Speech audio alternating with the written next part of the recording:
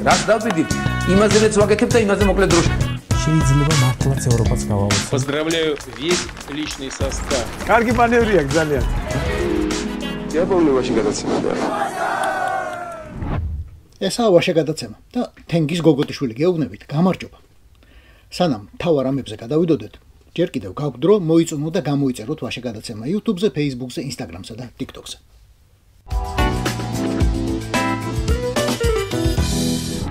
რამდენი თვე ან იქნებ წელი გვესმოდა სანქციები მაგიდაზეა. ვიღაცებს დაუწესეს კიდეს 250 კაცამდე. გვესმოდა ევროპიდან, გვესმოდა ამერიკიდან, მაგრამ ერთია როცა ამბობენ მაგიდაზეა და მეორეა როცა იტყვიან სტანოკზეა. აი, ეგ ხმა ტკბილი გამაგონე, გაგვაგონე ჩვენს მამულში. ევროკავშირი დაიძრა და ვერ დაიძრა. ბორძიკობს სწორი მიმართულებით, მაგრამ ბორძიკობს, მაგრამ სწორი მიმართულებით. ორი დღის წინ საგარეო საქმეთა მინისტრები შეიყარნენ და ბევრ სხვა საქმესთან ერთად საქართველოსეც ისაუბრეს. ახლა არაფერი გადაუწყვიტავთ, რითაც ცოტა გამოუკეთეს ხასიათი იმეცსა და პოზიტივის, მაგრამ თქვენს რომ ამ საკითხს ერთი თვის შემდეგ ჩვენი უფროსები განიხილავენო. ნოემბრის ბოლოსკენ ბრიუსელში მართლა ჩატარდება ევროკავშირის სამიტი. ამ დროისთვის ევროკომისიას უკვე მზადეგნება უვიზო მიმოსვლის შეზღუდვის ახალი და გამარტივებული მექანიზმის პროექტი. და როგორც ჩანს, საქართველო გახდება ამ მექანიზმის პირველი საცდელი პოლიგონი. ქოცები გახდებიან. კონკრეტული ჯგუფებია, როგორც ახლა ამბობენ. ანუ თქვენზე იმეცადინებს ქოცებო ევროკავშირი. და გახსოვთ ალბათ ძველი საბჭოთა ანეკდოტი. ყოველი შემთხვევისთვის მაინც ჰიგიენას მიხედეთ.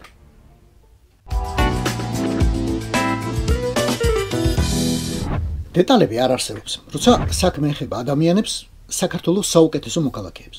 მით უფრო როცა საქმე ეხება ქვეყნის ბედს. ამიტომ უკიდურესად მნიშვნელოვანია რომ გავერკვეთ ყველაფერში.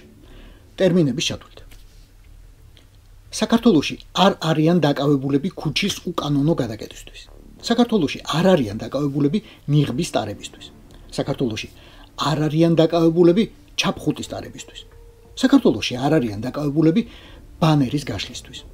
საქართველოში არ არიან დაკავებულები ობიექტების დაკავების მცდელობისთვის. საქართველოში არ არიან დაკავებულები პოლიციისთვის წინააღმდეგობის გაწევისთვის. საქართველოში არ არიან დაკავებულები წვრილმანი ხულიგნობისთვის. საქართველოში არ არიან დაკავებულები მანდატურის დაუმორჩილებლობისთვის. საქართველოში არ არიან დაკავებულები საპარლამენტო კომისიაზე გამოუცხადებლობისთვის. საქართველოში არ არიან დაკავებულები არჩევნების შედეგების არცნობისთვის. ყველა ვინ ზის რუსი ბორიას ტირანიასთან ბრძოლისთვის. სხვანაირად შეგიძლიათ ახლა ეს წაიკითხოთ. პუტინთან ბრძოლისთვის საქართველოში. არც ერთი არაა ხულიგანი, მეტიც, არც ერთი არაა კანონის, მით უფრო კონსტიტუციის დამრღვევი. და კიდევ უფრო მეტი. სწორედ ისინი იცავენ კონსტიტუციას, დამოუკიდებლობის აღდგენის დეკლარაციასა და სახელმწიფოს საბაზისო პრინციპებს. ქვეყნის დამოუკიდებლობას, სიტყვისა და გამოხატვის თავისუფლებას, სამართლიანი სასამართლოს უფლებას, კონსტიტუციაში ჩაწერილ ქვეყნის ევროატლანტიკურ მომავალს. აი ეს ადამიანები იცავენ ამ ყველაფერს. იცავენ საკუთარი თავისუფლების ფასად. საკუთარი ჯანმრთელობის ფასად. საკუთარი ცხოვრებისეული დრამების ფასად. საკუთარ შვილებთან და საყვარელ ადამიანებთან განშორების ფასად. ეს ადამიანები იცავენ განათლების ევროპულ სტრუქტურას, რომელსაც თქვენ ან თქვენ შვილებს თუ ჩემი ასაკის ხართ, ან თქვენ შვილიშვილებს თუ ჩემზე უფროსები ხართ კიდევ, გაძლევთ ევროპული სიკეთის გამოყენების საშუალებას, ევროპაში სწავლის, სტაჟირების შანსს. ეს ადამიანები იცავენ უნივერსიტეტებს გაყიდვისგან და მათ ნაცვლად ცათამბჯენი ბეტონის კორპუსების ჩატქმისგან.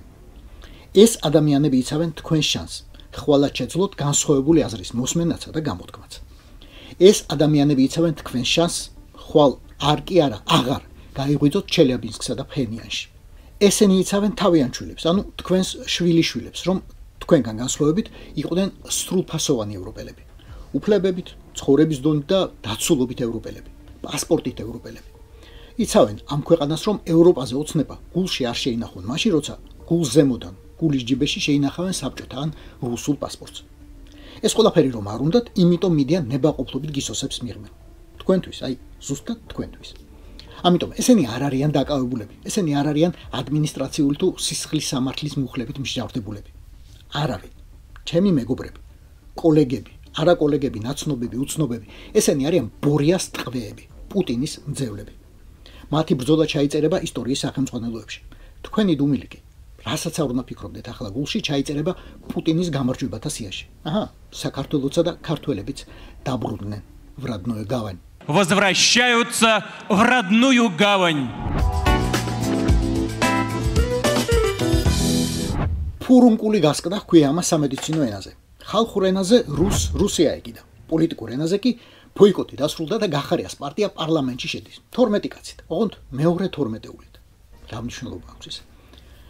ორი კვირით ადრე რომ ეთქვა ეს, თბილისის საკრებულოშიც მოუძებნიდა აუცილებლად 2-3 ადგილს ხაზეინი. თვითონ ჩაიჩოჩებდა იაგო ვითომ გირჩს ერთ ადგილს მოაკლებდა, ერთ ადგილს ლელოს. სკამებს ან ჯორკოებს ჩადგამდა ბოლოს და ბოლოს აი სამარშრუტოებში რომ დგამე ხოლმე რიგებს შორის. თორემ იქამდე 2025 წლის არჩევნება წოდებულ ცირკში ბორია რუსმა გიორგი რუსს სულ 9600 ხმა დაუწერა თბილისში. დარწმუნებულია რომ გახარიას გვარით ამაზე მეტი ადამიანი ცხოვრობს დედაქალაქში. მოკლედ, მეტყობა დაეჩუდა ის ადგილები გახარიას თემურიკა თათარაშვილს რომ ასე აღაფრთოვანებდა. მე მომწონს გახარია. რითი აი ხო კაცი არის და ყვერებიანია. გაიგე?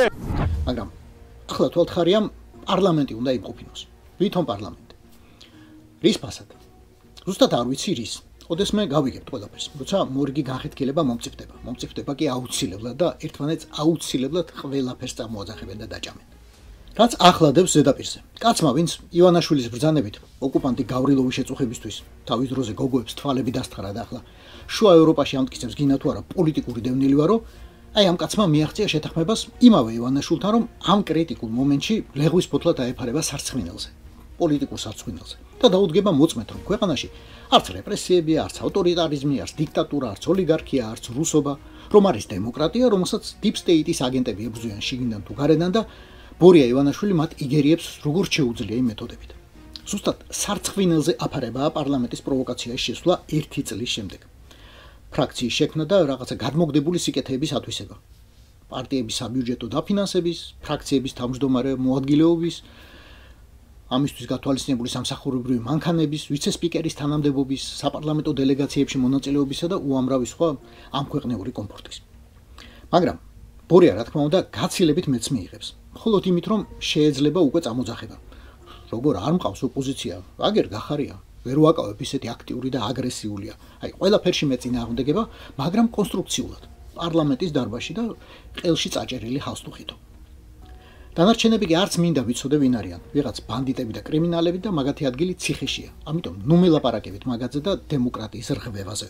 ჩემი სიტყვა შეგვასრულა და ლეგიტიმაცია არ მივეცი, არა ლეგიტიმურ ერთპარტიულ პარლამენტს, ძველ რიგში ეს არის რა თქმა უნდა ის იმ ტიპის გადაწყვეტილება, რომელიც ვერც პარტიას ვერ გადაარჩენს და ვერც რაიმე სხვა ტიპის შედეგს ვერ დადებს. პარლამენტი რა თქმა უნდა დარჩება კიდეც ისტორიაში, როგორც ივანიშვილის რეჟიმის პარლამენტში და იქ მონაწილეობა არის დიდი პოლიტიკური შესწორმა. გიორგი თვალთხარიამ ახლა თელს ოპოზიციას გამოთხარა თვალი, რომელმაც თავის დროზე ის თვალი ყველაფერზე დახუჭა და საკუთარ რიგებში მიიღო. კიდევ კარგი რომ უმეტესობა დროზე მიხვდა და დასცილდა, მათ შორის მისვე საპარლამენტო და მუნიციპალური სიებიდანაც ადამიანები. თვალთხარია შეიცვალა? რა თქმა უნდა არა. რაც იყო იგივეა. დაბრუნდა ლეღვის ფოთლის როლში. იქ პოლიტიკურ სარცხინელზე, საიდანაც ერთხელ ჩამოვარდა და დაბრუნება ამდენ წვალებად დაუჭდა. არა უშავს. შემოდგომაზე მარტო წიწილებს კი არა, ჩამოცვენილ ფოთლებსა და გამოჩენილ სარცხინელებსაც ითვლიან.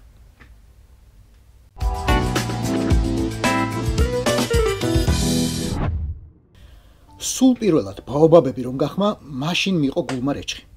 პირველი შემთხვევა იყო, როდესაც კოსმოსი იმბრძენი კაცის წინააღმდეგ შებრუნდა. მერე იმედი და GDS-ი რომ გამოირთო იმ დღეს, აი ხომ გახსოვთ? მაშინვე გამიჩნდა ცუდი წინაქსნობა. აუხსენელი სევდა და შპოთი შემეყარა. მერე სამარ ჩოკუტაევი დამესიზმრა. რაღაც ვიდეოებს დებდა YouTube-ზე ჰაკიმ-ფაშას სახელით. მერე კისერს ასიაში შეებდა და იძახდა მოდლბტნბიზინა. ყირგიზულად იძახდა. მივხვდი მართლა ფარცაკი ხდებოდა რაცხა. გავიქეცი და წყალს მოუყევი, მაგრამ ან ნაპორი არ ვარგო და ან ზედმეტად გაფილტრული იყო ის წყალი, მოკლედ არ იმუშავა მე მგონი. საღამოს უკვე გამოაცხადეს ჩხრეკა ჩავატარეთ ჰაკიმ-ფაშას სახლებში თბილისში, დედოფლის წყაროში, ბორჯომში და კიდევ სხვაგანო. მაგის ნათესავების სახლებშიცო და ცოლისთვის ნაჩუქარ ბაკურიანის ტყეშიცო. ჰაკიმ-ფაში? არა, რა ჰაკიმ, ღარიბაშვილი კაცო, რა თქმა უნდა, ღარიბაშვილი. იზღამე თეთრად გავათენე. ცალკე შფოთვით, ან რამეს ხომ არ იტყვიან კიდევ მეთქი, ცალკე ნერვიულობით, რომ დავიძინო სხვა რამე უბედურება არ დამესიზმროს მეთქი. ყველაზე მეტად კი იმ დიდი მეცენატის დარდით დავიდაგე, რომელმაც 20 წლის ასაკიდან ჩაიღუტა გულში ირაკლი ღარიბაშვილი და შვილი ვით გამოზარდა. ახლა კი გაიგო, რომ ძალიან საინტერესო გამოცდილება მივიღე. ისეთი გამოცდილება, რომ ვერც ერთ უნივერსიტეტში ადამიანი ვერ მიიღებს ასეთ გამოცდილებას. რაც მივიღე ბატონი ბიზნესგან. ღამე არა, მაგრამ დილიდან თქვენ საშინელებები. 7 მილიონ რაღაცა ამოვიღეთ, სულ ტკიცინა დოლარები, კილოგრამებით ოქრო და რა ვიცი რა აღარ. შეიძლება მე არ მქონდა რა. მეგობრები დამეხმარნენ, ცოტა ფული შეუგროვეთ და წავიდნენ წავიდა ასე საფრანგეთში და მე დაიწყო იქ მუშაობა და იმით ირჩენო თავს. ფაქტურად საკუთარ თავს თვითონ გავუკეთა რეალიზაცია ამ ხერხი. იქიდან გვეხმარებოდა აქ. თქვენ რა არიცით ეგრაფულია? ნინტანად რომ მუშაობდა პარიზში, ფრანკზე რომ ადებდა. მე ბიზნესთან რომ დაიწყო მუშაობა და ვერტალიოტების ყიდვა. იქ უკვე ლარი ლარზე აგროვა. აი ის ფულია. მე გაიცანით უგნებავთ იყოს სავაჭრო დეპარტამენტში იყო მე მგონი როდესაც პირველი ვერტალიოტი ვიყიდი ფრანგული და ფრანგები ისე დროში ჩააგდო რომ ესე არ გაიყიდა თაღადას ვერტალიოტი და ამით გაიცანით ყველა საქმეს ვაკეთებდი აი თანაბარი სიყვარულით, მონდომებით, თავდადებით, თავგანწირვით და პასუხისგებლობით. ყოველთვის. ცოდნის გამოცდილებისა და მეობის დაგროვებასთან ერთად აგროვა რა თქმა უნდა. ნელ-ნელა ბრელოკების შეგროვებას დაიწყო. მერე ჯვრების, ბეჭდების, სამაჯურების, საყურეების, საათების, ოქროს ჭაჭვების, ხატების, ბოლოს ოქროს ზოდების. ერთი წმინდა მიზნით. საუკუნეების შემდეგ იორდანეზე დაებრუნებინა ქართველთა სავანე.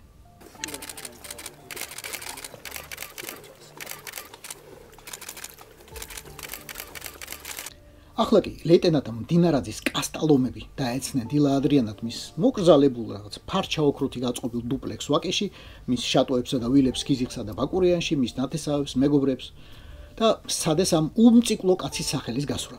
სხვა უმციკლოებთან, ლილუაშულთან, ფარცხალაძესთან და დანარჩენებთან ერთად.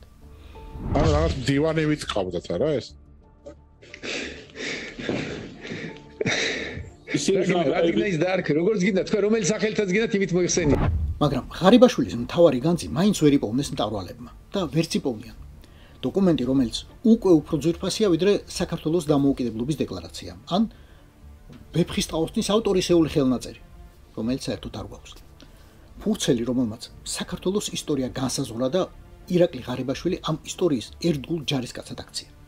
წინა დღეს დამირეკა, ეს არის 4 ოქტომბერი და მეუბნება რომ ხალდილით ჩემთან რომ ამოხვიდე 9 საათზე. და მაზვდის თვითონ ფურცელზე დაწერილ, თავის ხელით დაწერილ ამ ფურცელს და მეუბნება რომ გაეცანი.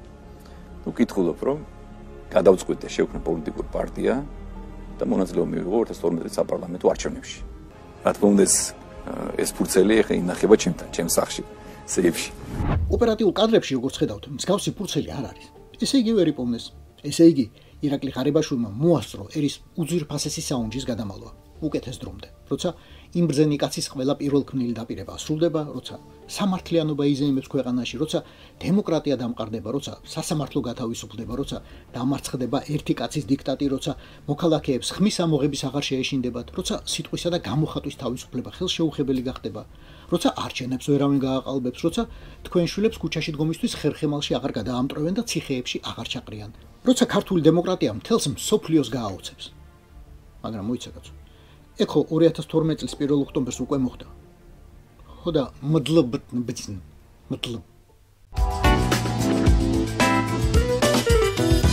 გახსოვთ ბორიამ რომ მოგპარა არჩევნები. მაშინ პროჭრილელებმა დიდი ენთუზიაზმით შემოიტანეს ახალი ტექნოლოგია, ელექტრონული ხმის მიცემა, რომელსაც თითქოს ადამიანური ფაქტორი უნდა გამოერიცხეს საერთოდ. მანქანა რა. კომპანია Smartmatic-ის მანქანა, რომელზეც გვითხრეს რომ ბევრ ქვეყანაში ქონდა არჩევნები უკვე ჩატარებული. მაგრამ ჩვენ დაუნახეთ რომ ქაღალდი არ ვარგოდა და მეორე მხარეს ნათლად იკითხებოდა არჩევანი, რამაც დაარღვია პროცესის საფუძველთა საფუძველი, არჩევნების ფარულობა. მერე კი მეტი და მეტი ამბავი გასკდა. ახლა რაღაცას გეტყვი და არ გაგიკვირდეთ. ჯერ ქართული არჩევნების გაყალბების ეკო ახლა ამერიკიდან მოვიდა, ამერიკული სასამართლოდან. ფირმა Smartmatic-ი დაადანაშაულეს ფულის გათეთრებასა და სხვა უბედურებებში. მაგალითად, $1,000,000-ზე მეტი დოლარის ქრთამის მიცემაში ფილიპინების მთავრობის წევრებისთვის 2018 წელს, რათა მათ არჩევნები სწორედ Smartmatic-ის აპარატურით ჩაეტარებინათ. ტრამპის საყვარელმა ტელეკომპანია Fox-მა თავისი გამოძიება ჩაატარა და განაცხადა, რომ უკვე 2020 წლის არჩევნებში ბაიდენის გამარჯვებაში, ანუ ტრამპისთვის გამარჯვების წაგლიჯვაში, როგორც ამბობენ, Smartmatic-ის ხელი ერია. ეს საქმე ახლა ცალკეა სასამართლოში და კომპანია არხისგან 2 მილიარდ 700 მილიონს ითხოვს მორალური ზიანისთვის. განცხადებაში წერს, რომ ამერიკული პროკურატურა ძლიერი ინტერესების გავლენას განიცდისო. ოღონდ ქოცივით აღარ ამბობს ვის გავლენას. პროკურატურა კი ამტკიცებს, რომ ლოს-ანჯელესის ოლქთან დადებული 300 მილიონი დოლარის ღირებულების კონტრაქტის მოგება საეჭვო უცხოურ კომპანიებში წავიდა გაყალბებული ინვოისებით. კიდევ ერთი ბრალდება ვენესუელას ცესკოს ხელმძღვანელისთვის აუზიანი მდიდრული სახლის ყიდვა დედაქალაქ კარაკასში. ამერიკული პროკურატურა ამტკიცებს, რომ ეს სხვა არაფერი იყო თუ არა ქრთამი სმარტმატიკისგან. სმარტმატიკი თავის დროზე ვენესუელელებმა დააარსეს და პირველი დიდი კონტრაქტები უგო ჩავესის არჩევნების დროს მოიპოვეს, რომლებშიც რა თქმა უნდა ჩავესმა უპირობოდ გაიმარჯვა. მერე გამოცდილება გავრცელდა 25 სხვა ქვეყანაზე, ზამბიისა და საქართველოს ჩათვლით. ახლა დროა ჩვენ ვუთვლიდეთ აუზიან სახლებს, ცესკოს წევრებსა და სხვა პროჭორვილებს და დაველოდოთ სასამართლოებს, სადაც საქართველოში გამოყენებული მანქანების შესახებ იქნებ ბევრი საინტერესო ამბავი დაიყაროს. რაც დავიდით, იმაზე მეც ვაკეთებ და იმაზე მოკლედ დროში. შეიძლება მართლაც ევროპაც გავაუწყოთ. Поздравляю весь личный состав. კარგი მანევრია ძალიან. დიაბოლოვაში გადაცემდა.